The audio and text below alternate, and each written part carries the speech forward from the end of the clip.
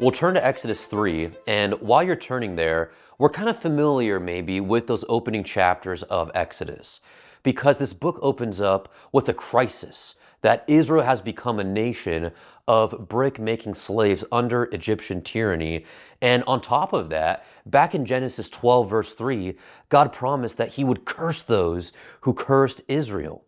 And so that's the tension right now in the book of Exodus, that Israel is not really a great nation, and they're in the wrong land, and God swore to protect them and to punish their enemies, but all of them are slaves right now. And so will God keep his promises and curse Egypt? Are these promises, are they really unconditional? Are they really unilateral? Did he just say a bunch of great things and then he kind of walked him back and then forgot about him? And the tides begin turning, and you get the answers to those questions whenever you first meet Moses. He's a baby, and his mom places him in a basket of papyrus reeds. But that word for basket in chapter 2, verse 3, it's actually the word for ark. That it's the same word that was used to describe Noah's ark. Now, obviously, this basket that baby Moses is placed in right now is not the same size as Noah's ark. That would be one very, very big baby. No, this usage of the word ark, it's an extremely rare word, but it's doing this. It's drawing a line, a connection between Noah and between Moses, that Noah was used by God to deliver his family from a flood, and now Moses will be used by God to deliver his people from slavery.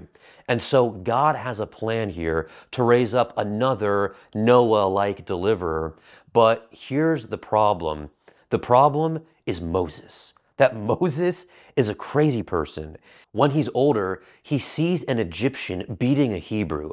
And here's Moses' response: murder that Egyptian. And then he even hides the body. So it's like, this guy is wild. And then the day after, Moses is trying to mediate a fight between two Hebrews, but they reject him. And they basically say, hey, are you going to murder us? Like you murdered that Egyptian? I mean, his own people know that he's fake, that he doesn't belong. And you're seeing this. Moses is a deeply broken person. He's a Hebrew, but he's not really a Hebrew. By birth, sure, but he's been living as Egyptian royalty. He's a murderer, but he wants to help people. He has zeal, but it's wild and it's misguided. This is not the kind of guy that should ever become a leader. And so God, in just classic God fashion, goes, perfect, watch what I can do.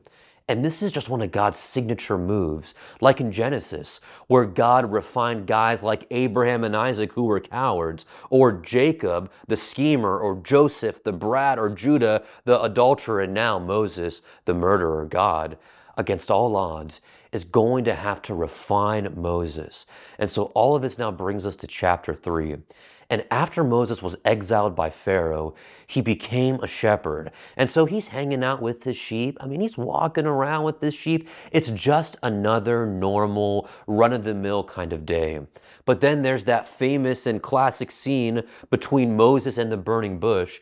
And here's what Moses wants to know. He wants to know God's name. And in the ancient world, your name was related to essence. Moses is asking, what makes you, you? It's a question of God's ontology and God's character. And here's God's answer. Exodus 3, verse 14.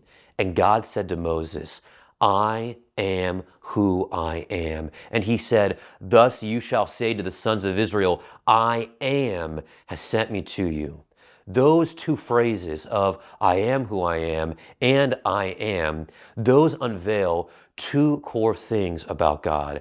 And here's the first of the two things: God's transcendence. God's transcendence. In Egypt, gods were defined by one or two things, like Ra, the sun god, or Khonshu, the moon god, or Hapi, the Nile god. That's not how God works. You can't treat God like that. You can't boil him down to one or two things. You can't reduce him. You can't dissect him. You can't quantify him. Why? Because God is God. I am who I am. How do you define God? God. In other words, He's altogether separate. He's transcendent in his own category. There's no comparisons, only contrasts. And theologians refer to this as the otherness of God. God is declaring to Moses, he's the transcendent one, the one who's above, the one who's beyond, the one who's outside of and is one of one. And we'll cover the rest of Exodus 3:14 in the next video.